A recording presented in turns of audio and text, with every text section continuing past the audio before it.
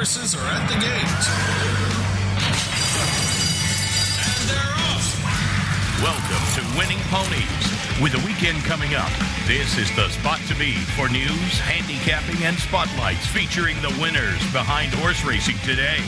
Now, here's your host, John Englehart, racing's regular guy. All right. Well, Merry Christmas. Happy New Year. Have a great Easter. Happy birthday.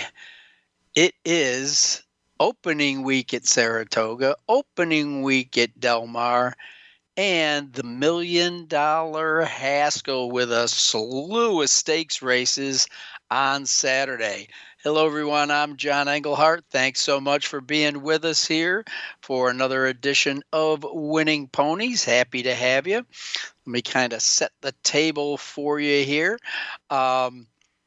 We had Todd Schrupp with us, about a month or so ago, and I thought, it's only fitting that we bring in his old running mate, Matt Carruthers, who stays very, very busy. It is TVG Haskell Day at Monmouth, so I thought I'd get somebody from TVG. We'll bring in Matt Carruthers, talk about his early roots, the Canterbury days, working with Todd, and kind of what goes in for his daily, weekly show prep for TVG, and just kind of some help that he gets along the way, I understand.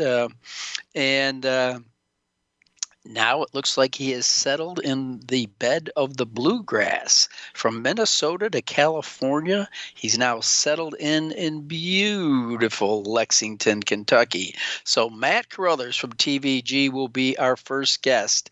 And our second guest needs no introduction. He's been on this show many, many times, and none other than Tom Law, who as you know, is the president of the National Turf Riders of America.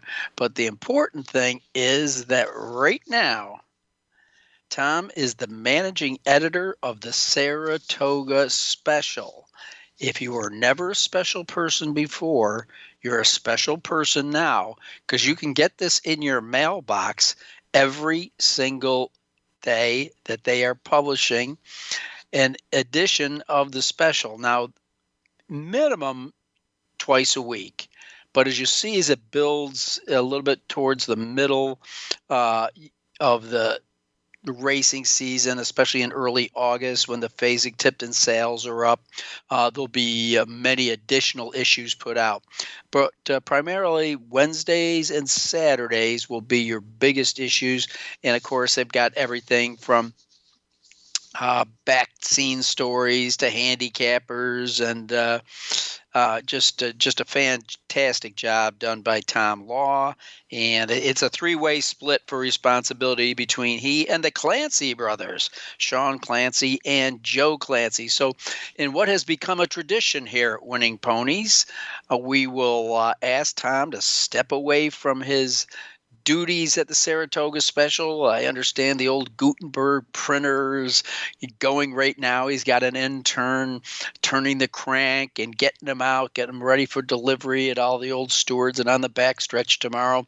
So we will talk to Tom. So Matt Carruthers and Tom Law are our guests, and what could be better than racing at Del Mar and Saratoga and in New Jersey. Of course, the races we're going to look at, we can't look at them all. There's just so many great races this weekend, so even more reasons for you to pull down your easy win forms from Winning Ponies. The ones we're going to look at with Matt, of course, will be the TVG Haskell Grade 1, going 9 furlongs, and what a great race they've put together. It's not the biggest, but the best of the 3-year-olds that are ready to roll right now, including the horses that finished second and third, potentially first and second in the Kentucky Derby. Now, both of those horses came out of the Kentucky Derby. We're talking about Mandaloun and Hot Rod Charlie. Mandaloun was only beaten a half a length by Medina Spirit and came back at Monmouth the prep for this at a mile and a 16th, and won the Pegasus, a very patient ride by regular Florent Giroux for trainer Brad Cox. Hot Rod Charlie, since the Derby, ran a bang-up race. I believe the fastest early fractions of any horse that stuck around for a piece of the pot in the Belmont Stakes. Essential Quality won the race, but Hot Rod Charlie was game in victory, defeated Preakness winner Rombauer in that one. And then also in this race, you can't dismiss Midnight Bourbon. Man, since this horse broke its maiden back last August, it has been in nothing but grade 1, 2, and 3 competition. Most recently finished second, had the lead going into the stretch in the Preakness Stakes, but got caught by Rombauer. So with Matt, we'll be talking, of course, the TVG Haskell, and before that, a legendary race, the United Nations, $500,000 up for grabs, going on the grass, a mile and 3/8. Obviously, that kind of purse is going to bring out classy horses. And then at Saratoga, the Diana is the feature race on Saturday. Remember, now at Saratoga, there's going to be stakes races every day of the meet, if this calendar serves me well. And, of course, then on Saturdays, they're really loaded with usually a average of 3 stakes races, all of them graded for sure at Saratoga. But we picked the Diana that has 8 horses. 6 of them are horses that came in from Europe, some of them a little while back, but most of them somewhat recently. This will be on the grass, mile and 8. And who you got to beat? Well, maybe you got to beat the Kentucky bred Harvey's Little Goyle, who just relishes the distance of a mile and 1/8. And then a horse race near and dear to my heart, the Sanford Stakes. 2-year-olds go in 6 furlongs at Saratoga. I have to go back to 1977 when I watched a babyface kid by the name of Steve Cawthon lead a chestnut colt out there by the name of Affirmed and got Affirmed's first stakes win in the Sanford. All right. That's the lineup. That's our guest. What is going on in the news? Well, let's pull that up. Now, some news about a passing of a Hall of Famer came up. I used to watch this guy ride as a kid. I'm really going to give my age away tonight, but Johnny Rotz passed away at the age of 86. He's a Hall of Fame jockey, died peacefully at his home in Warrensburg, Illinois. He won over $2,900 races, 2,900 races, and was inducted in the Hall of Fame in 1983. He was North America's leading stakes-winning rider in 69 and 70 when he rode Hall of Famers Gallant Bloom and the speedy Tawi, as well as champion Silent Screen. So he's an Illinois native and started out at Fairmount Park and did the whole route that everyone did back in the old days: groom, hot walker, exercise rider, before making their debut as a jockey.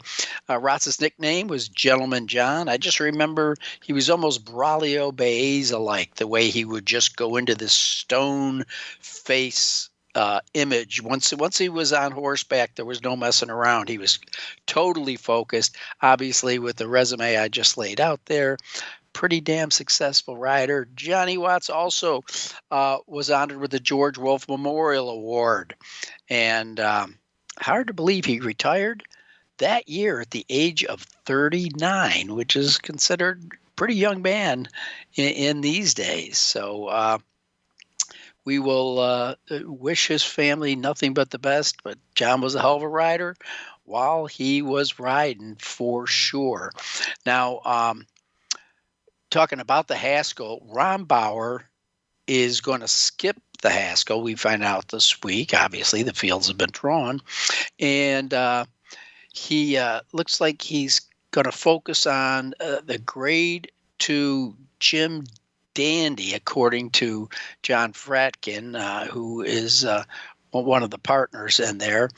And also expected in there, you're going to have company, baby. That's right.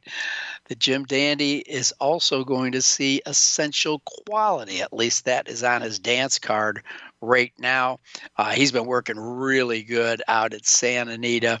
And so it looks like we're going to see him at Saratoga rather than down at Monmouth Park. Now, as I said, Del Mar's back. They're with fans in limited numbers. Of course, their purses are up. Should see a strong handle. But hey, remember a year ago, we were racing without fans in attendance. So it is really nice to be back in action again in front of the fans. And I'll tell you what, the jockeys will tell you it makes a difference too. Well, last week we brought in Steady Eddie Meyer to assist us with the races at Belmont Park. And let's take 3 in a row. If you hit the pick 3, congratulations, starting with the Belmont Oaks Invitational, obviously Oaks being for 3-year-old fillies.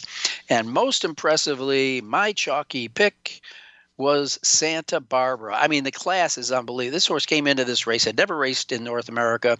3 straight Grade 1 efforts, just missed by a neck at the Curragh in her last one. So you had to see this race. Ryan Moore came in to ride for Aidan O'Brien. Go back and look at it again. 7th race, Belmont Park on the 10th. This filly was blocked unless Ryan Moore figured he had the race won the whole time and didn't mind being in a whole lot of traffic, because he was shut off first time about 3/4 of the way down the backstretch, and then was blocked again when he tried to get out from the rail position. Finally found a sliver, and class prevailed. Santa Barbara. Remember that name, folks, Santa Barbara. I also mentioned that this horse ran 1.25 lengths behind Mother Earth. Mother Earth went on earlier Saturday over in, I believe it was England or Ireland, and finished a very close second in a Grade 1 race. So it's about the company you keep. Second, it was Steady Eddie's speed horse, Con Lima, getting the job done. So we did have the exacta. And third was Serona. In the victory ride at Belmont, now this was the sprint, 6.5. The winner in there, Super Sensational. I just thought this was kind of a tough spot for return to the races for this Mark Casse trainee. Had not been out since the 8 bells at Churchill Downs, but showed bullet works down there in Louisville. And rider change, Flavian Pratt up for the first time. Super Sensational gets the job done in the victory ride. In the second spot was Overcharged. Luis Saez picked up the mount for this horse that had raced at Delta Downs, and Monmouth Park finished second. Third was Inject. And the Belmont Park Derby Invitational, obviously, 3-year-old boys, Inner Turf. Wow. Bolshoi Ballet, a fine day for the Irish. Aidan O'Brien and Ryan Moore get the job done. Very, very impressive. Remember the name of this horse when things are getting warmed up for the action out at the Breeders' Cup at Del Mar this year. So Bolshoi Ballet, extremely impressive in the Belmont Derby Invitational. All right, well, there's an outline of what the show's going to look like today. Look at as much national news as we could get in 15 seconds. I'll tell you the ongoing Bob Baffert saga. It looks like now he can race at New York tracks. It's been an amazing legal volley over the past couple weeks, and I'm sure it will continue. Well, we're going to take a quick break, and when we come back, we're going to be talking to one of the original TVG regular guys, none other than Matt Carruthers. I'm John Englehart. You're listening to Winning Ponies.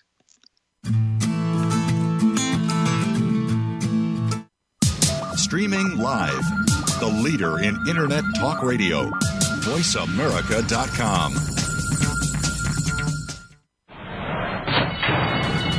And they're off.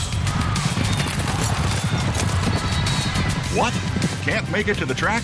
You can still get all the action with winningponies.com, the home of the easy win form, the most accurate predictions on thoroughbreds, quarters, and Arabian horses at most American and Canadian tracks. Whether it be the Triple Crown, Breeders' Cup, Travers, Haskell, or your daily races, don't worry, let winningponies.com make some money for you. Stimulating talk. Gets those synapses in the brain firing really fast. All the time. The #1 internet talk station where your opinion counts. VoiceAmerica.com. BUSR brings you the best options for Triple Crown season, and now is the time to get in on the action. Bet on the Kentucky Derby with BUSR. Enjoy daily rebates and cash bonuses, including up to a $500 welcome bonus for Winning Ponies listeners. Enter promo code PONIES, PONIES, when you sign up at BUSR.com/ponies. Again, that's promo code PONIES, PONIES, at BUSR.com/ponies. Bet with confidence. Bet with BUSR.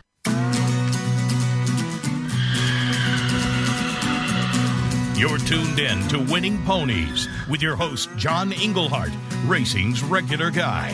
The phone lines are open and are toll-free, 1-866-472-5788, or send us an email at show@winningponies.com. John and our guests are looking forward to hearing from you. Have any tips or comments you'd like to share? Any questions we would be happy to answer? Contact us. Now, back to the show.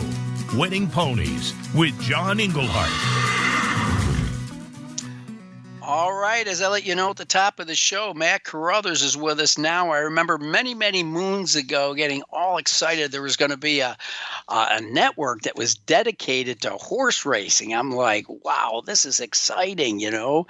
And then I looked up one day, and there was Todd Schrupp and Matt Carruthers, and I don't know how long ago that was, but hey, these guys must be doing pretty well because they're still with TVG. Matt, welcome to Winning Ponies. Good to be here, John. Yeah, it's flown by. I didn't even. It was kind of funny you mentioned that because I'm not a fan of group text, to be honest with you, to begin with. I'm just because they never end, right? You know, it's like texting with one person is enough, but with like 6 people involved, and it's like enough. But anyway, so I was involved in a group text this morning, and one of the people was more work related, so it was okay. And Ken Rudolph said, "Happy 22nd anniversary." I didn't know if it was me or who he was talking to, and I was like, "Was it somebody on this thread? Had they been married for 22 years?" And then it dawned on me that it was TVG. Yesterday was our anniversary, 22 years ago. Yesterday, July 14th, 1999. We went on the air for the first time, and Ken and I were the first people on the air, and we're working together a lot right now, 22 years later. So yeah, pretty cool. Yeah. Well, we had a storm come through here, and it blew all my cable out, so I haven't seen you for a couple of days. But I was over at Buddy's house, and I did see Ken bringing you into the show. Well, hey, you know, I'm not going to have enough time to get through all this, so let me rapid fire you. Give me your earliest roots. I mean, let's face it, Minnesota's not actually known as a hotbed of thoroughbred racing.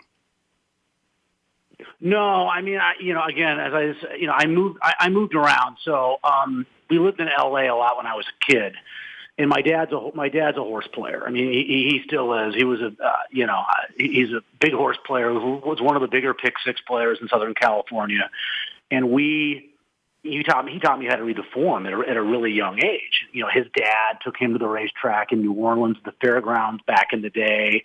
My dad used to pick up his father from work just to go for the late double. That was the big exotic back then, back in the 60s, early 60s, I think. And so I was going to Santa Anita. I was going to Hollywood Park on weekends at a very young age. I was reading the form at a very young age. When you're young, I think most parents, they see what their kids are good at, what they're not good at, and you try to, kind of push them in directions they're good at. I have a pretty decent memory. I'm decent with numbers, and then things they like too, right? And I liked it. My dad liked it, and I loved everything my dad liked. So I loved going to the track, and I loved the betting aspect. And my dad was a gambler; he bet on everything. And then when we moved to Minnesota, you're right, there was no horse racing. But my dad was one of the people. There was a bunch of other people too, but he was one of the people that really fought to get racing in Minnesota, and it passed, and Canterbury Downs opened up in 1985. And in the summers when I was back from Tulane, where I went to college, I worked at the track, and I actually worked with Todd Schrupp. I met Todd in 89, summer of my sophomore year in college, and we worked together. So TVG's been around 22 years. I've known Schrupp 32.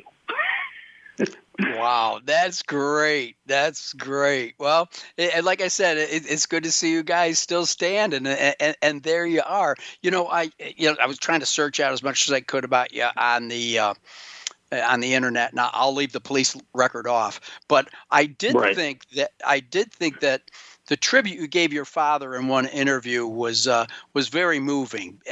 And you did say that he was kind of notorious for the pick six, and that's kind of influenced you to an extent as far as horizontal wagers, whether they be 4, 5, or 6. It seems to be something you enjoy doing on a daily basis. Yeah, he helped me, tremendously. I think a lot of people have my story where it was their grandfather or their dad or whoever, maybe their mother or uncle, whatever, that brought them around to the game, and a lot of the tricks, but a lot of the things they learned from them early on, stick with you. And the one thing that my dad's best trait as a horse player, he had two really good traits back then. He put in the time. This is back before the internet, so. I remember my dad, we used to keep the racing form, stack them up. You probably remember every week, I think the charts would come out in the back of the form, and you'd keep those charts and you'd stack them up. And then when you go back and do your handicap, you want to see how a track played a certain day, you'd have them, stacked up and in terms chronologically in terms of the dates, and you'd keep them for about a year. Eventually you had to get rid of some of them. And so my dad, it was a lot harder to have an edge back then. We used to have to go down to the paddock to see if a first-time starter was wearing blinkers. The information, this is before buyers were in the form. This was it's harder to get an edge now than it was then, because now it's just so you don't have to put nearly as much of an effort to get information that back in the day required a lot of effort. And a lot of people don't want to put in that effort, so you had the advantage back then. So the hard work was one thing, and then the other thing was just, you got to have confidence. And they always say it borders on arrogance, and you don't want to be too arrogant. But if you're gambling, and back in the day, my dad was gambling, quite a bit, you better think you're going to win, and you can't be afraid of the price. So I remember my dad liking the horse would be 12, 15 to 1 morning line, where most people would be petrified if the horse opened up at 25 to 1. My dad loved it. Didn't want action. You're smarter than everybody else. 25 to 1 pays a lot better than 6 to 1. Why do you want your horse bet down? That's not a good thing. It's less money for you. So, I don't think I've quite had the what that he's had, but I think it's a trait that I still have. And even today at Woodbine, I played a pick 6, and it was a big carryover. I singled a 10 to 1 shot. He won at 7 to 1. Indiana Grand, I played a pick 4. I singled a 20 to 1 shot. Went off at 11, got caught on the wire. You can't be afraid to single horses you like because of price. And that's something that stuck with me, forever. I've been playing my entire life. Great handicapping lessons and memory with Matt Carruthers of TVG. A quick addition to what you said. My brother and I, he worked at Saratoga, and we lived in Albany, and I'd go up with him and help run his bets when I was a little kid. But anyhow, we'd be at Colson's newsstand at midnight. And that's when the truck would come in and throw the racing forms off, and the curmudgeons and all the guys that were there with the cigars in their mouth. It was like being in a Damon Runyon mouth. But then we'd go home, we'd sit down at the kitchen table, and my job was to go through the workouts and not find the bullet horse, but to find the 2-3 horses underneath that worked the second, third, and fastest of the distance. As you know, Matt, we get that delivered to us now. But back in those days, if a horse went 101, you had no idea that it was only a fifth of a second slower than, Affirmed or somebody. I'm just making a name. Right, exactly. And, but it was just that edge that you had. And we used to have a guy in the press box as we things move forward with Equibase and things like that. We would start to add more information to our program, and he was so pissed at us. He's like, "What are you guys doing this for?" This was one of these guys like you and your dad, Matt, would go home and kept a chart book. Guys would have, great big 3-binder books that you'd flip through. The great thing about Saratoga is you got them the next day in the Times-Union, full charts with a photo finish. Anyhow, I digress. Back to Matt Carruthers and his career. Well, when I was looking for photos of you. At first, I thought maybe you went out to California to be a male model. That's a very flattering photo of you. So I just figured you were a base guy. Then all of a sudden, I started listening to you. It's like, hell, this guy's. He's in Kentucky. He's not on the West Coast anymore. What precipitated your move to the Lexington area, and are you enjoying it? I am enjoying it. My wife and I have thought about it, for a few years, and then to be honest with you, we were kind of just going to buy a place here as sort of an investment. And there's Keeneland. I come back here a lot anyways, and it's horse country, and I have a lot of friends, and I have family here, and we know a lot of people here. So, and then COVID hit, and to be honest with you, and that's kind of what facilitated the move, where I could have been on the moon in doing shows for 13 months. Everyone was in lockdown, and things are just starting to open up again. And we stayed out here. So I'm going to be, going back to LA a lot. That's where the home base is.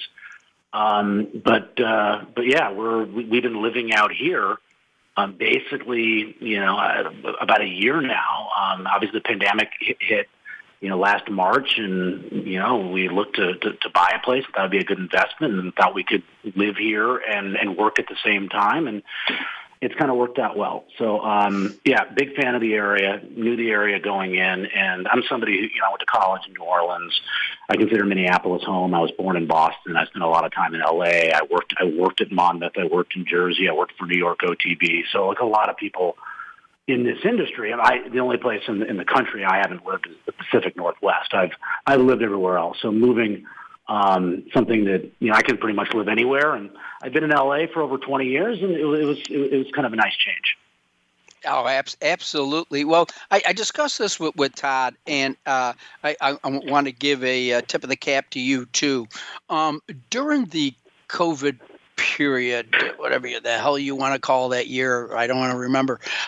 You guys did an excellent job of realizing, we've got a new audience out there, believe it or not. Now we know that our crusty, rusty handicappers understand when we're talking about track variants and buyer figures, but, Casey Engelhard, who just got out of college, might be struggling with what the heck an exacta is. And you guys did a great job of explaining things without stopping to explain it. You just kind of worked it in the flow of your daily repertoire, during the day. And I thought that was great. You holding the hand of the newbies you guys did a great job. Well, I appreciate that. It's very kind of you to say. But, one of the things that I think racing is finally realizing, you mentioned for a few minutes ago, the old guy and the cigar and the beer in his hand. I love that environment, by the way, at the track. I'm not a turf club guy. I like to hang out, on the apron with a beer in my hand with the form rolled up. So I am one of those people. But, racing's always been kind of stereotyped as those types of people, degenerates and gamblers. And gambling was semi-taboo unless you went to Vegas, then it was okay for some reason, or maybe even Atlantic City in its heyday. But now, your average folk who probably never would have considered gambling, 20 years ago, now they're betting, and now other sports are promoting it, and you can't watch any other, network channel involving sports without getting the odds and the lines and who to play. So betting has become much more open. It's much more okay. It's not taboo anymore. And so during that period where nothing else was going on, I mean, every other sport had shut down, a lot of these people that now like to bet on something, and I think the amount of people that gamble now far exceeds the percentage of people that bet before. They wanted to play something, and horse racing, as you know, and I'm guessing most people listening right now know that it's the best game. Is there luck involved? Absolutely, there's luck involved in everything in life, but it's a skill game. And I think, if you can sell somebody on, you can make money. You're not betting against the house. You're betting against the public. And if you put in more work and you're smarter, you're going to have a chance because you're betting against other people maybe that aren't as prepared as you and aren't as good as you and didn't put in the time that you did. And you don't have to be right too often and make a lot of money. And it's challenging and it's fun. And it's a puzzle and it's rewarding and it's exciting and it's all these things. And then you have, the equine athlete component and the jockeys that are tremendous athletes. And I think a lot of people that, aren't really aware of that, they dive into it. At first it's intimidating, but it doesn't really, I don't think it takes that long to become maybe kind of an average horse player. It's like anything in life, right? You can become okay at almost anything fairly easily. It's getting really good at something that takes time. And I think just showing people that, hey, this isn't Greek. You can become at least competent at this without expending a ton of effort. I think that's attractive to people. And a lot of people, newbies, as you mentioned, were watching because there's nothing else to do or watch.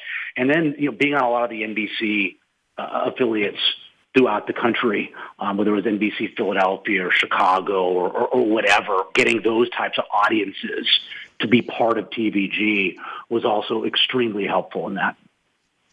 Well, we've got Matt Carruthers with us, and we just heard the name TVG, so let us not forget the TVG.com Haskell Stakes. $1 million up for grabs. We briefly talked about the race earlier in the show. Not the biggest field, but man, the 3-year-old talent is extremely interesting, particularly no knock on Midnight Bourbon, but your eyes have to go towards the rubber match, rematch, whatever you want to call it, between Mandaloun and Hot Rod Charlie, both of which, after the Derby debacle, again, these guys might be first and second in the Derby. Both came back and ran really solid races. They're saying Hot Rod Charlie's Belmont was the earliest fractions ever for a horse that ended up hitting the board. And Mandaloun put in a very well-timed race in the Pegasus, not a graded race, but over the Monmouth Strip. Does it come down to those two, Matt Carruthers? Yeah, and I'll be honest. I'm one of those people. I mean, we all love patting ourselves on the back, but when you're wrong, you're wrong. I thought this was a weak 3-year-old group in the beginning of the year. I think I've been proven wrong. I think these horses are all better than I thought they'd be. And you're right. Hot Rod Charlie's performance in the Belmont, that's Aladar-esque in terms of a great performance in which you don't win. I mean, he wins the Belmont Stakes 95 out of 100 times of that performance, and essential quality was just a little bit better. He had to go 46-2 for the half to put away a Rock Your World, who got a lot of buzz going into that race, who faded to finish 6th, and to run, finish 11.25 in front of Rombauer, who was 3rd, your Preakness winner. That was huge. He's the horse to beat in the race. He's been training great. They make the equipment change, was odd. Off of a performance like that, you make an equipment change. You don't see that very often. But again, Doug O'Neill's somebody I'm not going to question. He knows what he's doing. He's won a few big races in his day, and I guess he wants him to relax a little bit at 9 furlongs. Mandaloun, his Pegasus win was a little better than the figure because of the problems. I mean, he was squeezed to last in the early part of that race. Right, yes. And so he had a bad beginning to that race. He was still able to rally and win. I think it was kind of a perfect race for him going into this. And then you have Midnight Bourbon, who ran terrific in the Preakness, who he kind of put away Medina Spirit late, and Rombauer just kind of rolled by him. But the wild card horse is Following Sea, and we'll see how good this horse is. Now for Todd Pletcher, I saw this horse. He's the rail. He's 3-1 morning line, which surprised me against this group. I think his price might go up a little bit. But I'm telling you, John, this horse is fast. And I was at Oaklawn Park for the Arkansas Derby, which I believe was April 11th. It was either the 10th or the 11th. I was there that weekend that he won at Oaklawn. And that was kind of like a wow type of performance in person. And he went 9-4. And I was like, wow, this horse is fast. Son of Run Happy, so you can question him at 9 furlongs maybe, but Run Happy is the son of Super Saber, right, who won the Derby at 1.25 miles. So, and then he goes to, he leaves Baffert, he goes to Pletcher. And I watched that race right before your show here. I know it was a 4-horse field, but he went 15-1 without trying. I mean, he was wrapped up late. Beyer came back 100. If they tried the last 16th, that Beyer would have been 104. Tough to gauge that race because there's a 9-race card at Belmont that day, and 5 of the races were on grass. There weren't that many dirt races. The one that I find amusing is that the track was listed as good. After that performance, the next dirt race, race number 5, the track was labeled as fast. We always see that, right? You see one really fast race, and all of a sudden the track designation moves forward a little bit. So he's kind of the wild card, and with the blinkers off, I'm guessing Joel's going to try to get the lead from the rail, and we've seen Monmouth have big-time speed-favoring biases, like a lot of places, but Monmouth in particular in the past. And if speed's doing well, I would keep your eye on that horse to maybe step up and run huge. All right. Well, we've been talking with Matt Carruthers from TVG. Matt, happy 22nd anniversary, and hopefully we'll speak with you again down the road. John, it's been my pleasure. Thanks for having me on, and look forward to being on your show again in the future. All right. That was Matt Carruthers. Quick break. Back with the man who is the law in Saratoga, none other than Tom Law.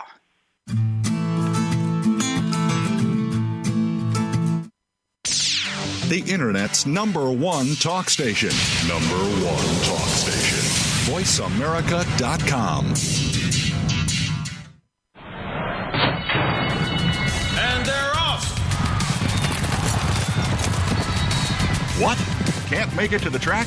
You can still get all the action with winningponies.com, the home of the easy win form, the most accurate predictions on thoroughbreds, quarters, and Arabian horses at most American and Canadian tracks. Whether it be the Triple Crown, Breeders' Cup, Travers, Haskell, or your daily races, don't worry, let winningponies.com make some money for you.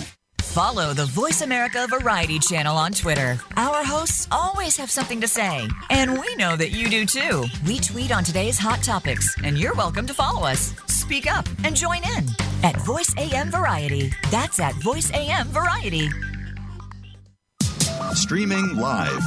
The leader in Internet talk radio. VoiceAmerica.com.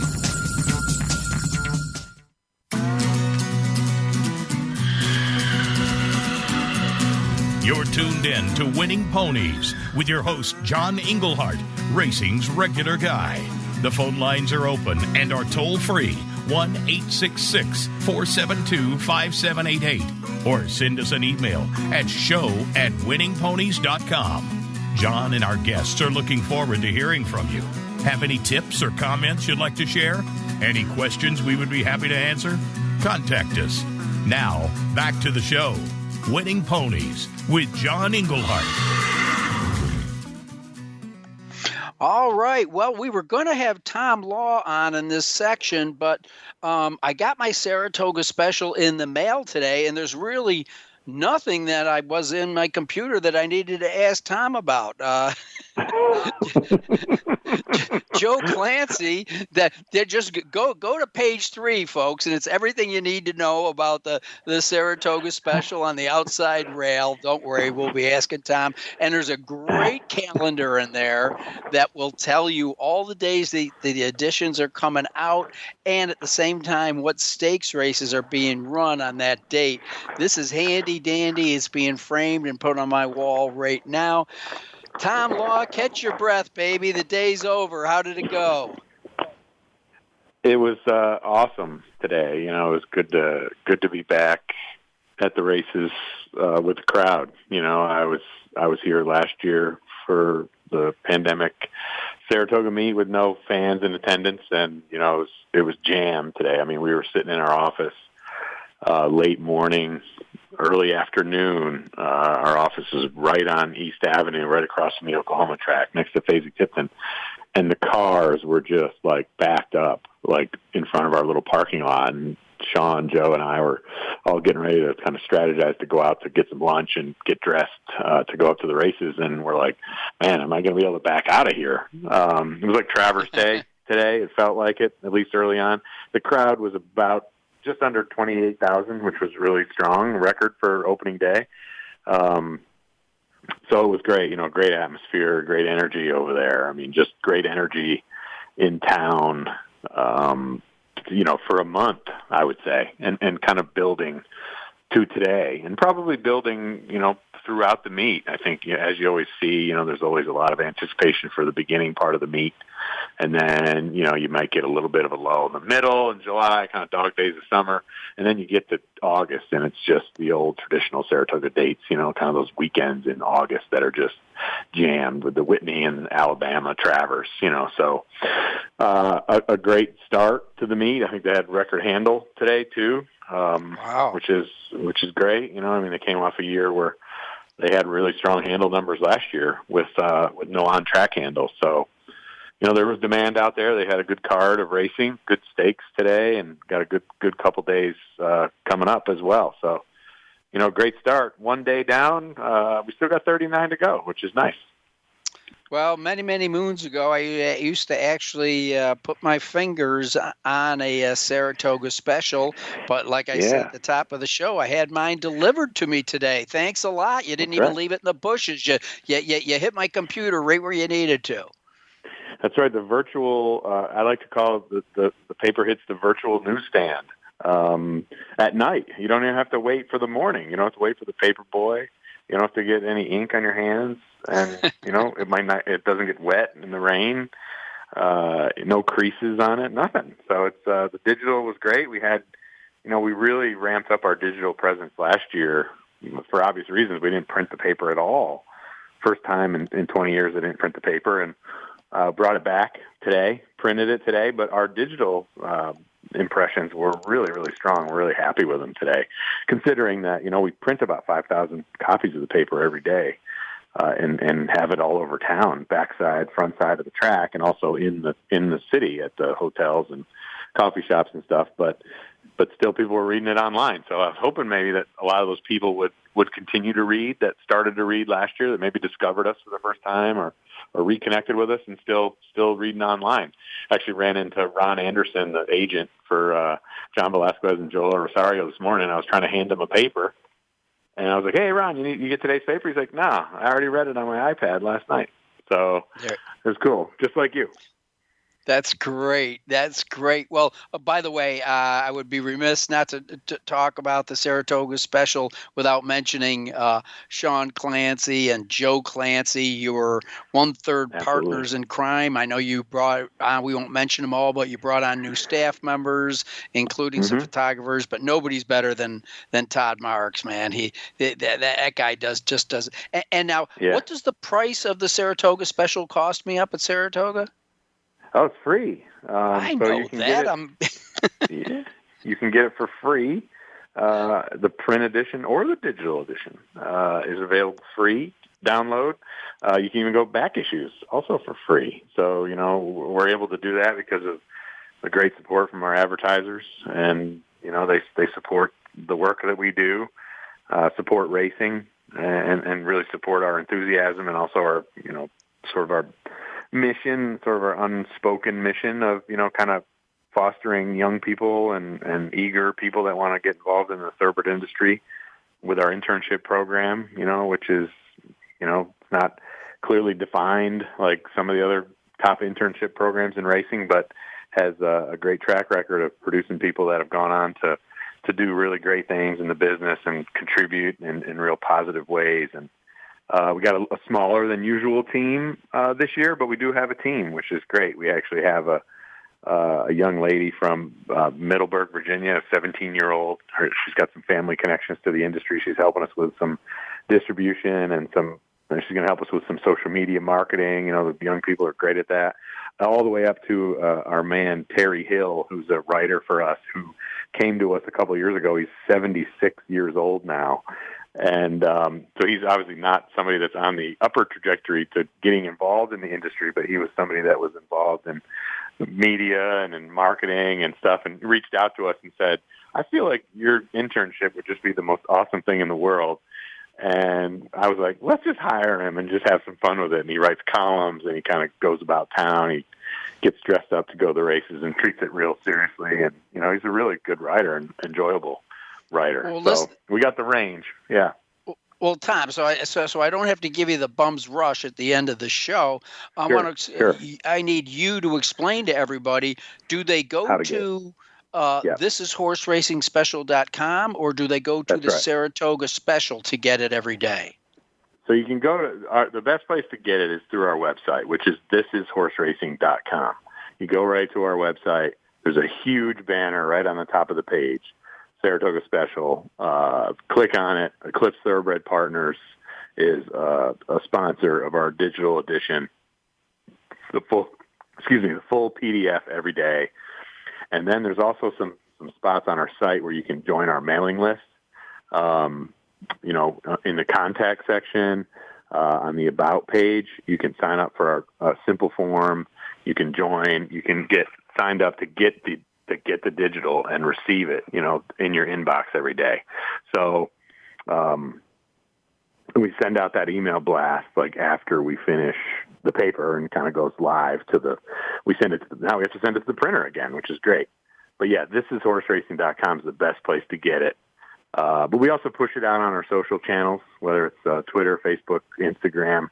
You can find that out there, and some of the young ladies we got working for us this year on our social stuff have done a great job with some really cool promotions. So, but yeah, thisishorseracing.com gets you all the digital editions. You can get all, and you can go all the way back and get all the past editions too. So you can see everything we did last year and the year before. Yeah. So if people want to, they can go back and see how many winners and losers you had today, because you do have a handicapping section in there. We do, yeah. So we run picks. We have a great power grid. Actually, you know, not to brag, but John Shapazian is kind of our kingpin of our handicapping column, and he was the leader in the entire Saratoga area last year. I think he had 130 some odd winners, and I was second with 123 of all the handicappers. So we're back, and then we have Charles Bedard and Garlic Rob Whitlock, a buddy of ours, and then we have Jessica Paquette, who's on there now. She's doing some work at Colonial Downs and the TRF. She's been a great addition to the team. So we do picks in the paper every single day. We also do our picks online on the days that we don't print the edition. So we have picks already up for Friday on our site right now, because that gives us that consistency throughout the meet. So my Friday picks are on our website right now. Right on the homepage, you'll see a thing that basically says Friday Saratoga Picks. It's right there. You can get those without even getting the paper. We're going to do those on on Thursdays, Fridays, and Sundays. That's the day we don't print the paper. So you can get that there. Had 5 winners today out of the 10 races, which is pretty good. So absolutely, especially right out of the box. I mean, Saratoga is so tough. You got horses shipping in from everywhere, including small tracks in Ireland. You know, exactly. Well, I got you. We got got till 57. The Diana. I mean, it's an 8-horse field, but 6 of the horses were based in Europe at one time, some coming pretty much straight over, and the other ones just came over. And certainly you've got to go back and watch the Just a Game Stakes, because it looks like outside of Harvey's Little Goyle that the potential winners are coming out of that race. Yeah, absolutely. I'm planning on making a visit to those 2 horses that are owned by Godolphin, Althika and Summer Romance, who, like you said, were 1-2 in there. Summer Romance on a loose lead kind of the whole way. Luis Saez and her did kind of all the dirty work in the Just a Game, you know, set honest fractions, not super fast, but pretty good. And then her stablemate came and got her at the end, beat her by 3/4 of a length at a pretty good price. So they were 1-2 in there. Of course, then now they run back in here against some formidable horses for Chad Brown. I think he's going for a record, like 5th straight win in the race. And he goes with, he's got Pocket Square and La Mista, or European horses like you mentioned, along with, it's a good race with Viglante's Way for Sheg McGahee. You mentioned Harvey's Little Goyle for Bill Mott. He's very capable. La Signar, I know I'm pronouncing that wrong, for Brendan Walsh. Second in the Gamely. She's done some good traveling this year. She's at Tampa and ran a good race in the Jenny Wiley to be third. Ran second in the Gamely last time out in California. So she's well traveled. She's going to make a stop here in Saratoga, and Brendan is always good in turf races. So it's an outstanding feature, I think, for the first Saturday of the meet. Kind of what you'd expect from Saratoga. The stakes have looked good so far. They've drawn, decent-sized fields for the races today and for the weekend. So, we're excited. It's going to be a good one to cover for sure. Hey, Tom Law, I know this is a hard job, but what's the weather report for Saturday?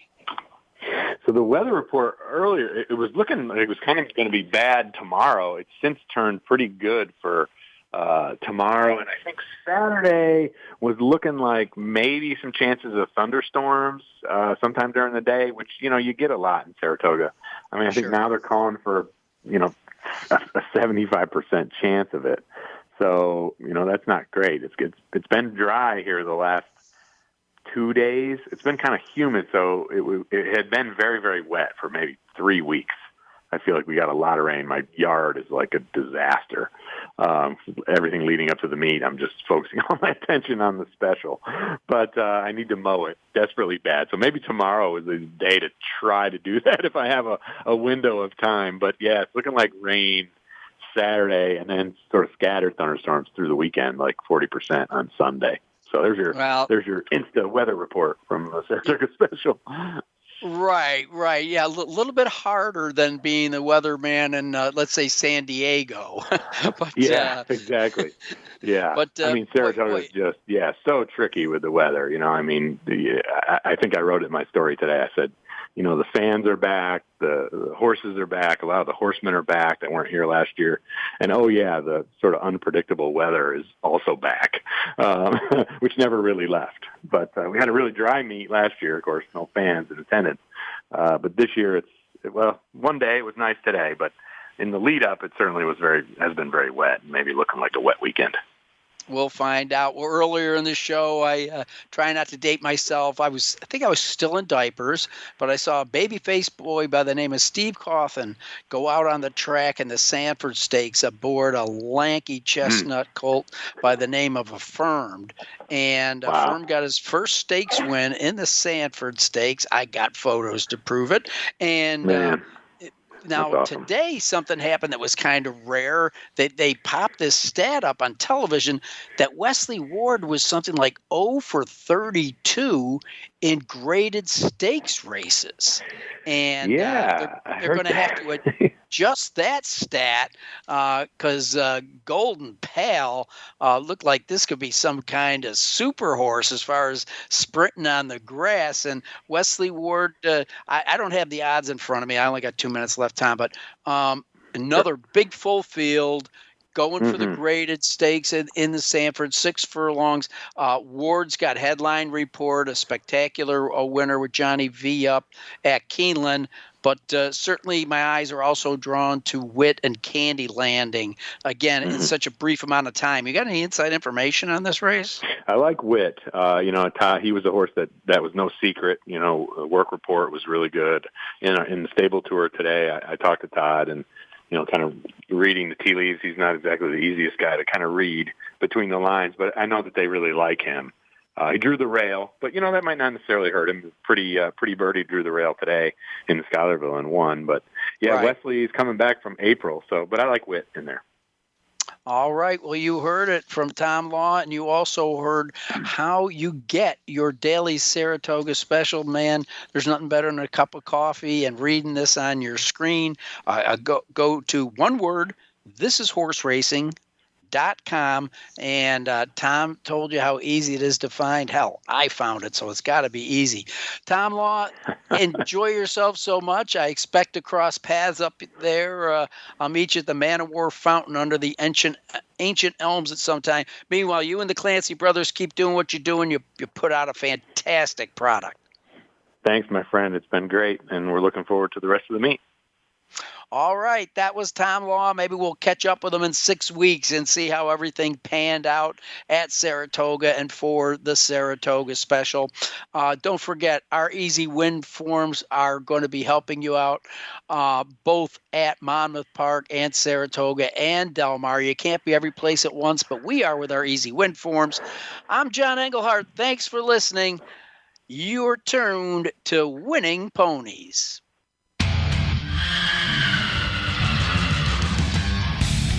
Thanks for listening to Winning Ponies with John Englehart.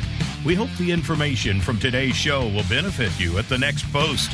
Join us for more insight next Thursday at 8 p.m. Eastern Time, 5 p.m. Pacific on the Voice America Variety Channel. Also, look for our weekly newsletter. Have a great week, and may your photos always be winners.